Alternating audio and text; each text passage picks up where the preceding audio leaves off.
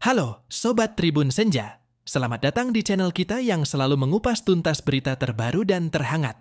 Hari ini, kita akan membahas sebuah kebijakan penting dari pemerintah yang tentunya akan memengaruhi banyak aspek dalam kehidupan sehari-hari kita, terutama terkait dengan pajak. Baru-baru ini, Presiden Prabowo Subianto mengumumkan keputusan yang cukup mengejutkan mengenai kenaikan tarif pajak pertambahan nilai atau PPN. Dalam keterangan persnya di kantor Kementerian Keuangan Jakarta, beliau menyampaikan bahwa tarif PPN akan naik dari 11% menjadi 12%. Namun, kabar baiknya, kenaikan ini hanya berlaku untuk barang dan jasa mewah.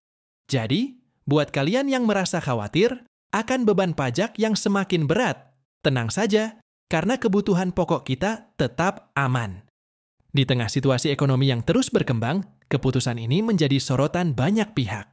Apalagi, Presiden Prabowo menekankan bahwa kenaikan tarif ini dilakukan untuk memastikan bahwa barang dan jasa yang benar-benar diperlukan oleh masyarakat tetap terjangkau.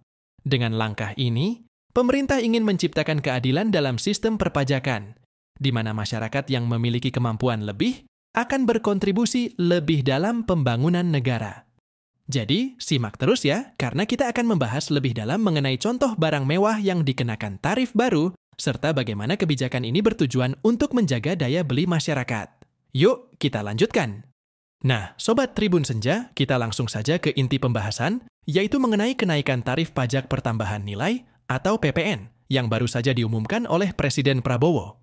Kenaikan tarif ini, yang akan berlaku mulai tanggal 1 Januari 2025, adalah langkah pemerintah dalam menyesuaikan kebijakan perpajakan untuk menghadapi tantangan ekonomi yang ada. Sebagaimana yang disampaikan dalam keterangan persnya, tarif PPN akan meningkat dari 11% menjadi 12%. Namun, perlu dicatat bahwa kenaikan ini tidak berlaku untuk semua barang dan jasa. Ini adalah langkah strategis yang diambil pemerintah, di mana kenaikan tarif PPN ini hanya dikenakan pada barang dan jasa mewah. Artinya, bagi barang-barang yang menjadi kebutuhan sehari-hari masyarakat, tarif PPN-nya tetap sama, yaitu 11%. Dan bahkan ada yang dikenakan tarif 0%. Kenaikan tarif PPN ini tentu menjadi perhatian banyak pihak, terutama bagi mereka yang mengkonsumsi barang-barang mewah. Dalam pandangan pemerintah, barang dan jasa mewah adalah yang digunakan oleh kalangan atas dan tidak merupakan kebutuhan dasar bagi masyarakat umum.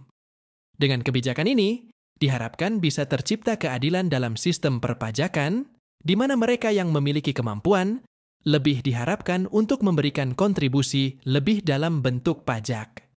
Presiden Prabowo menegaskan bahwa kebijakan ini merupakan bagian dari upaya untuk menjaga keseimbangan ekonomi nasional. Dengan demikian, kenaikan tarif PPN ini tidak hanya sekedar angka, tetapi merupakan bagian dari strategi yang lebih besar untuk mendorong pertumbuhan ekonomi yang berkelanjutan, tanpa membebani masyarakat yang berada di lapisan bawah atau menengah. Jadi, bagi kalian yang mungkin khawatir dengan kenaikan tarif ini, ingatlah bahwa pemerintah masih memprioritaskan kebutuhan dasar masyarakat. Mari kita sama-sama cermati kebijakan ini dan efeknya terhadap kehidupan sehari-hari kita. Sekarang, mari kita bahas lebih dalam tentang barang-barang yang dikenakan tarif PPN 12% ini. Seperti yang telah disampaikan oleh Presiden Prabowo, kebijakan kenaikan tarif PPN ini secara khusus menyasar barang dan jasa yang tergolong mewah. Lalu, apa saja sih contoh barang mewah yang dimaksud? Pertama, kita punya pesawat jet pribadi. Ya, bagi mereka yang memiliki pesawat jet pribadi, kenaikan tarif PPN ini tentu akan berdampak pada biaya operasional dan kepemilikan. Pesawat jet pribadi bukan hanya alat transportasi, tetapi juga simbol status yang sering dimiliki oleh kalangan atas. Dengan kenaikan tarif ini, para pemilik pesawat jet akan merasakan dampak langsung dari kebijakan ini. Selanjutnya, ada kapal pesiar dan motor yacht. Kapal-kapal ini bukan hanya sekedar kendaraan air, tetapi juga merupakan gaya hidup bagi sebagian orang. Bagi mereka yang sering berlayar dengan yacht mewah di lautan, tentu saja kenaikan tarif PPN ini akan menjadi pertimbangan dalam pengeluaran mereka ke depan. Selain itu, rumah mewah juga menjadi bagian dari barang yang dikenakan tarif baru ini. Presiden Prabowo mengungkapkan bahwa rumah yang nilainya di atas golongan menengah akan terkena dampak dari kenaikan tarif PPN. Jadi, bagi kalian yang tinggal di kawasan elit atau memiliki properti dengan harga yang fantastis, siapkan diri untuk menghadapi tarif baru ini. Dan tidak hanya itu, barang-barang elektronik canggih, mobil mewah, serta produk-produk fashion berkelas tinggi juga termasuk dalam kategori barang mewah yang akan dikenakan tarif PPN 12%.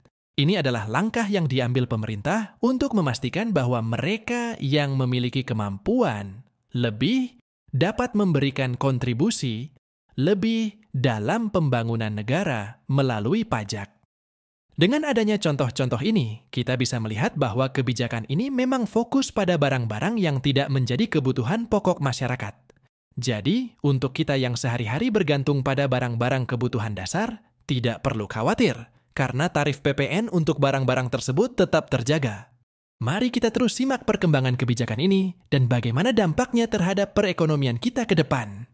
Sekarang, Sobat Tribun Senja, mari kita bahas tentang tarif PPN untuk kebutuhan pokok yang menjadi perhatian utama dalam kebijakan perpajakan ini. Di tengah naiknya tarif PPN untuk barang mewah, kita harus bersyukur karena pemerintah tetap menjaga agar kebutuhan dasar masyarakat tidak terpengaruh. Jadi, meskipun ada kenaikan tarif untuk barang-barang tertentu, barang dan jasa yang merupakan kebutuhan pokok tetap dikenakan tarif PPN sebesar 0%. Presiden Prabowo menekankan bahwa barang dan jasa yang dibutuhkan oleh masyarakat banyak tetap diberlakukan pembebasan PPN. Ini adalah langkah yang sangat penting untuk menjaga daya beli masyarakat, khususnya mereka yang berada di lapisan menengah ke bawah. Beberapa contoh dari kebutuhan pokok yang dikecualikan dari tarif PPN ini meliputi beras, daging, ikan, telur, sayur, dan susu segar. Semua bahan makanan ini adalah bagian dari kebutuhan sehari-hari yang harus tersedia dengan harga terjangkau.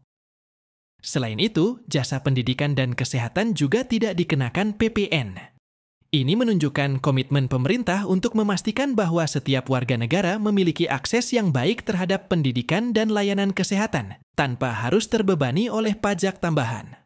Jasa angkutan umum, yang sangat penting untuk mobilitas masyarakat, juga tetap bebas dari pungutan PPN. Hal ini mencerminkan perhatian pemerintah terhadap kesejahteraan masyarakat luas. Tidak hanya itu, rumah sederhana dan air minum juga termasuk dalam kategori yang tidak dikenakan PPN. Ini adalah bentuk dukungan pemerintah untuk memastikan bahwa setiap orang, terlepas dari status ekonomi mereka, dapat memenuhi kebutuhan dasar mereka tanpa merasa terbebani oleh pajak. Dengan menjaga tarif PPN untuk kebutuhan pokok pada level 0%, pemerintah berharap dapat meminimalkan dampak inflasi dan menjaga kestabilan ekonomi masyarakat. Kebijakan ini merupakan langkah strategis untuk menciptakan keseimbangan antara pengumpulan pajak dan perlindungan terhadap daya beli masyarakat. Jadi, bagi kita semua, penting untuk memahami bahwa di balik kebijakan kenaikan PPN ini, ada upaya untuk memastikan bahwa mereka yang paling membutuhkan tetap mendapatkan akses yang adil terhadap barang dan jasa yang esensial. Mari kita terus cermati perkembangan ini dan perannya dalam kehidupan sehari-hari kita. Mari kita lanjutkan dengan membahas dasar hukum dari kenaikan tarif PPN yang baru saja diumumkan ini. Kebijakan ini tidak muncul begitu saja, melainkan merupakan amanah dari Undang-Undang Nomor 7 Tahun 2021 tentang harmonisasi peraturan perpajakan. Undang-undang ini dirancang untuk menyesuaikan dan memperbaiki sistem perpajakan di Indonesia agar lebih adil, transparan, dan berkelanjutan. Dalam konteks ini, pemerintah telah melakukan pembahasan yang matang, termasuk berdiskusi dengan DPR untuk menetapkan kebijakan perpajakan yang tepat dan sesuai dengan kebutuhan masyarakat. Kenaikan tarif PPN dilakukan secara bertahap, dimulai dari 10% yang kemudian naik menjadi 11% pada April 2022. Sekarang, sebagai bagian dari proses tersebut, tarif PPN akan meningkat menjadi 12% dan mulai berlaku efektif pada 1 Januari 2025. Langkah untuk menaikkan tarif PPN ini diambil sebagai respons terhadap dinamika ekonomi yang terus berubah. Dengan mempertimbangkan berbagai faktor, termasuk inflasi, daya beli masyarakat, dan pertumbuhan ekonomi, pemerintah ingin memastikan bahwa kebijakan ini tidak memberikan dampak yang signifikan terhadap kehidupan sehari-hari masyarakat. Presiden Prabowo juga menekankan bahwa kenaikan tarif ini dirancang dengan hati-hati agar tidak mengganggu daya beli masyarakat. Dalam pernyataannya, beliau menyatakan bahwa pemerintah ingin menjaga keseimbangan antara penerimaan pajak dan kemampuan masyarakat untuk memenuhi kebutuhan sehari-hari. Ini adalah upaya untuk menciptakan sistem perpajakan yang lebih adil, di mana yang mampu membayar pajak berkontribusi lebih, sementara yang kurang mampu tetap terlindungi. Dengan adanya dasar hukum yang kuat dan pendekatan bertahap ini, diharapkan masyarakat dapat memahami bahwa kebijakan ini bukanlah langkah mendadak, melainkan hasil dari pertimbangan yang mendalam dan upaya untuk menciptakan sistem perpajakan yang lebih baik. Mari kita sama-sama cermati bagaimana kebijakan ini akan diterapkan dan dampaknya terhadap perekonomian kita ke depan. Sekarang, Sobat Tribun Senja, mari kita bahas tentang tujuan dari kenaikan tarif PPN yang baru saja diumumkan ini. Seperti yang sudah kita ketahui, kenaikan tarif PPN dari 11% menjadi 12% ini tidak hanya sekadar angka, tetapi memiliki makna yang lebih dalam bagi perekonomian Indonesia. Salah satu tujuan utama dari kenaikan tarif ini adalah untuk menghindari dampak signifikan terhadap daya beli masyarakat. Pemerintah memahami bahwa dalam situasi ekonomi yang tidak menentu, penting untuk menjaga stabilitas harga dan daya beli masyarakat. Oleh karena itu, kenaikan tarif ini dirancang dengan mempertimbangkan kondisi ekonomi saat ini dan dampaknya terhadap kehidupan sehari-hari kita. Selain itu, kebijakan ini juga bertujuan untuk meningkatkan penerimaan pajak negara. Dengan tarif PPN yang lebih tinggi untuk barang dan jasa mewah, diharapkan akan ada peningkatan pendapatan yang dapat digunakan pemerintah untuk membiayai berbagai program dan kegiatan yang bermanfaat bagi masyarakat. Ini termasuk pembangunan infrastruktur, pendidikan, kesehatan, dan berbagai program sosial yang bertujuan untuk meningkatkan kesejahteraan rakyat. Presiden Prabowo menekankan bahwa langkah ini juga merupakan bagian dari upaya untuk menciptakan pemerataan ekonomi. Dalam konteks ini, pemerintah ingin memastikan bahwa mereka yang memiliki kemampuan lebih dapat memberikan kontribusi lebih melalui pajak, sehingga hasilnya bisa digunakan untuk membantu masyarakat yang membutuhkan.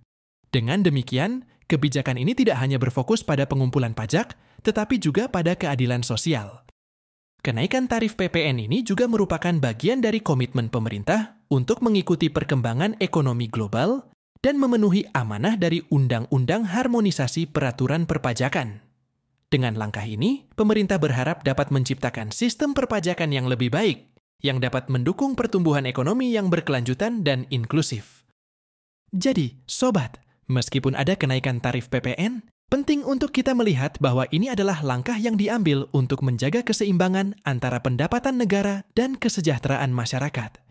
Mari kita terus cermati bagaimana kebijakan ini akan berjalan dan dampaknya terhadap kehidupan kita sehari-hari. Sekarang, kita tiba pada bagian yang sangat penting dan menarik, yaitu mengenai paket stimulus yang disiapkan pemerintah untuk mendukung masyarakat di tengah kebijakan kenaikan tarif PPN ini. Dalam situasi ekonomi yang penuh tantangan, pemerintah berkomitmen untuk memastikan bahwa rakyat Indonesia tidak merasa tertekan dengan kebijakan perpajakan yang baru. Presiden Prabowo mengungkapkan bahwa pemerintah telah menyiapkan sejumlah bantuan yang akan disalurkan kepada masyarakat, terutama bagi mereka yang paling membutuhkan. Salah satu bentuk bantuan yang akan diberikan adalah bantuan beras untuk 16 juta penerima. Setiap penerima akan mendapatkan 10 kg beras per bulan. Ini adalah langkah konkret untuk memastikan bahwa kebutuhan pokok masyarakat tetap terpenuhi, meskipun ada perubahan dalam kebijakan perpajakan. Selain itu, ada juga diskon 50% bagi pelanggan listrik dengan daya maksimal 2200 volt. Ini tentu saja akan meringankan beban biaya listrik bagi banyak keluarga, terutama mereka yang berada di golongan menengah ke bawah. Dengan adanya diskon ini, diharapkan masyarakat dapat lebih mudah mengatur pengeluaran bulanan mereka. Paket stimulus ini juga mencakup pembiayaan untuk industri padat karya, yang bertujuan untuk meningkatkan lapangan kerja dan mendukung sektor-sektor yang membutuhkan bantuan. Dalam hal ini, pemerintah ingin memastikan bahwa industri yang menyerap banyak tenaga kerja tetap dapat beroperasi dengan baik, sehingga dapat menyerap lebih banyak pekerja dan mengurangi angka pengangguran. Selain itu, insentif PPH pasal 21 juga akan diberikan bagi pekerja dengan gaji sampai dengan 10 juta per bulan. Ini adalah bentuk dukungan bagi pekerja yang berpenghasilan rendah, sehingga mereka tidak terbebani oleh pajak yang terlalu tinggi. Dan bagi usaha mikro, kecil, dan menengah, UMKM, dengan omset kurang dari 500 juta per tahun, pemerintah memberikan kebebasan dari PPh. Ini adalah langkah yang sangat penting untuk mendorong pertumbuhan UMKM yang merupakan tulang punggung perekonomian Indonesia. Dengan total nilai paket stimulus mencapai 38,6 triliun rupiah, pemerintah menunjukkan komitmennya untuk mendukung masyarakat dalam menghadapi perubahan yang ada. Ini adalah bentuk nyata dari perhatian pemerintah terhadap kesejahteraan rakyat, terutama di tengah kebijakan perpajakan yang baru. Jadi, mari kita sambut baik paket stimulus ini dan berharap agar semua program bantuan dapat berjalan dengan lancar, sehingga manfaatnya bisa dirasakan oleh seluruh lapisan masyarakat. Kita semua berharap bahwa dengan adanya paket stimulus ini, kita dapat melewati masa-masa sulit dengan lebih mudah. Sekarang, mari kita lihat bagaimana tanggapan masyarakat terhadap kenaikan tarif PPN yang baru saja diumumkan ini. Seperti yang kita ketahui, setiap kebijakan pemerintah pasti akan memicu beragam reaksi dari masyarakat, dan hal ini tidak terkecuali dengan kebijakan perpajakan yang satu ini. Banyak masyarakat yang merasa khawatir dan berpendapat bahwa kenaikan tarif PPN ini akan menambah beban ekonomi mereka, terutama bagi mereka yang berasal dari kalangan menengah ke bawah. Setiap perubahan harga pada barang dan jasa bisa berdampak signifikan pada anggaran bulanan. Apalagi, kita semua tahu bahwa selama beberapa tahun terakhir, biaya hidup sudah cukup tinggi, dan kenaikan tarif ini dianggap sebagai tambahan beban yang tidak diinginkan. Namun, di sisi lain, ada juga masyarakat yang memahami bahwa kebijakan ini diambil sebagai upaya untuk meningkatkan penerimaan negara dan mendukung pembangunan infrastruktur serta program sosial.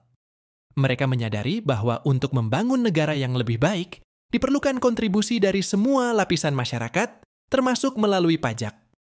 Dalam pandangan ini, kenaikan tarif PPN untuk barang mewah dianggap sebagai langkah yang adil, di mana mereka yang memiliki kemampuan lebih akan membantu mendanai kesejahteraan masyarakat secara keseluruhan.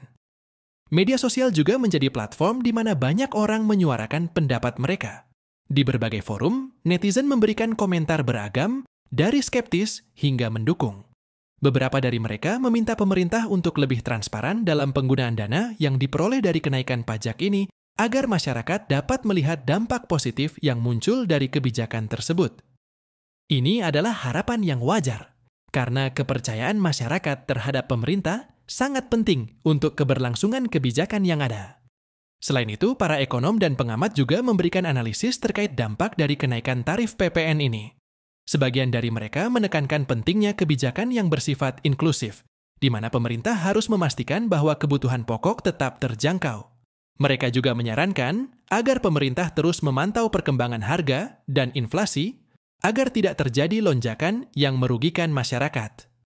Secara keseluruhan, tanggapan masyarakat terhadap kenaikan tarif PPN ini sangat bervariasi. Ada yang merasa khawatir, ada yang mendukung, dan ada pula yang berharap akan adanya transparansi lebih lanjut dari pemerintah. Ini adalah dinamika yang wajar dalam suatu negara demokratis, di mana setiap suara dan pendapat memiliki nilai tersendiri. Jadi, penting bagi pemerintah untuk mendengarkan dan memahami aspirasi masyarakat, serta melakukan komunikasi yang baik agar semua pihak dapat memahami tujuan dari kebijakan ini. Mari kita tunggu bagaimana kebijakan ini akan berkembang dan dampaknya terhadap kehidupan kita ke depan.